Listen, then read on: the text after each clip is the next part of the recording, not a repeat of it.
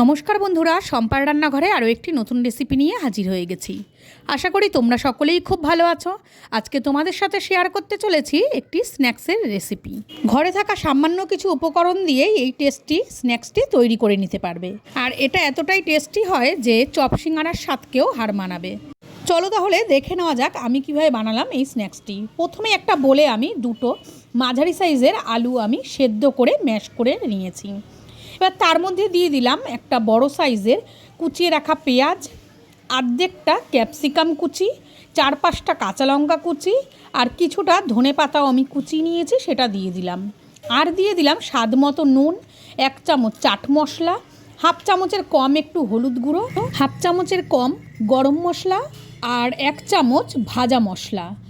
এবারে সব উপকরণ ভালো মতন হাত দিয়ে আমি মেখে নেব। ঝালটা তোমরা তোমাদের স্বাদ মতন বাড়িয়ে বা কমিয়ে নিতে পারো। মাখাটা আমার ভালো মতন কমপ্লিট হয়ে গেছে, এবারে সাইডে রেখে দেব।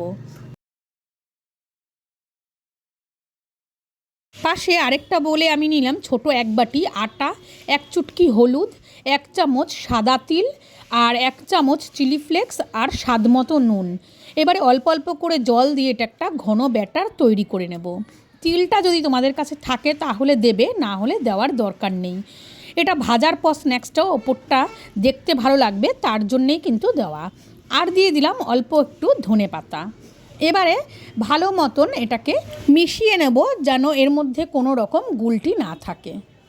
আটার ব্যাটারটা তৈরি হয়ে গেছে, এটাকে সাইডে রেখে দিয়ে এবারে আলুর যে মিশ্রণটা তৈরি করে রেখেছিলাম তার মধ্যে 2 চামচ ভরে আমি চালের গুঁড়ো দিয়ে দিলাম। আবারও এটাকে মেখে নেব। এটা প্রথমেই করা যেত, যাক আমি একটু পরেই করলাম। এবারে হাতটাকে ধুয়ে একটু পরিষ্কার করে নিয়ে হাতে একটু আমি তেল মাখিয়ে নিয়েছি যেন হাতে লেগে লেগে না যায়। এবারে কিছুটা পরিমাণ আলুর মিশ্রণ তুলে গোল করে এটাকে একটু দু হাত দিয়ে চ্যাপ্টা করে নেব। ঠিক যেমনভাবে আলুর চপের শেপ দেওয়া হয় ওই রকমভাবেই কিন্তু শেপ দিচ্ছি। আর এটা ভাজার পরেও ঠিক দেখতে আলুর চপের মতনই লাগবে। আমি এখানে চালের গুঁড়ো দিয়েছি, তোমরা চাইলে কিন্তু কর্নফ্লাওয়ারও দিতে পারো, যেটা হাতের কাছে থাকবে সেটাই দিয়ে নেবে। এদিকে পাশে আমি গ্যাসে একটা কড়াই বসিয়ে তাতে পরিমাণ মতন রিফাইন তেল দিয়ে সেটাকেও গরম করতে বসিয়ে দিয়েছি। আর অলরেডি তেলটা গরমও হয়ে গেছে। এবারে একটা করে এই আলুর যে মিশ্রণটা আমি তৈরি করে রেখেছি চপের মতন, সেটা আটার ব্যাটারে চুবিয়ে এবারে তেলে দিয়ে দেব। আমি কাঁটা চামচ দিয়ে দিলাম। আর এভাবে কিন্তু বেশ সুবিধা হয়েছে, তোমরাও কিন্তু এভাবেই তেলে ছেড়ে দিতে পারো। গ্যাসের আঁচটা মাঝারিতে রেখে এই চপগুলোকে আমি ভেজে নেব। তোমরা ভাবতে পারো যে ময়দার ব্যাটার না গুলে বা বেসনের ব্যাটার না গুলে আটার ব্যাটার আমি কেন তৈরি করলাম।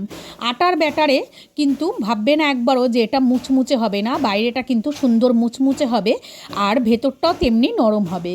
আর আটা দিয়ে তৈরি করলে তেলটা কিন্তু কম অ্যাবজর্ব করে। বাড়িতে অবশ্যই একবার ট্রাই করো আর কমেন্ট করে জানিও তোমাদের চপগুলো খেতে কেমন হয়েছে। আমার ভিডিওটা যদি তোমাদের ভালো লাগে তাহলে একটা লাইক দিও, শেয়ার করো আর নতুন নতুন ভিডিও পাওয়ার জন্য চ্যানেলটিকে সাবস্ক্রাইব করে আমার পাশে থেকো। এই চপগুলোকে উল্টে পাল্টে লাল করে আমি দুটো দিকই ভালো মতন ভেজে নিয়েছি আর চপগুলো ভাজা আমার কমপ্লিট হয়ে গেছে। এবার একটা প্লেটে সার্ভ করে নেব চপগুলো। আর তোমরা দেখতেই পেলে আটা, আলু আর সামান্য কিছু ঘরের উপকরণ দিয়ে কিভাবে সুন্দর টেস্টি চপ তৈরি হয়ে গেল। বাড়িতে অবশ্যই একবার ট্রাই করো। তাহলে আজকের মতো এটুকুই। সবাই ভালো থেকো, সুস্থ থেকো। আবারও খুব শীঘ্রই নতুন একটা ভিডিও নিয়ে তোমাদের সামনে হাজির হয়ে যাব।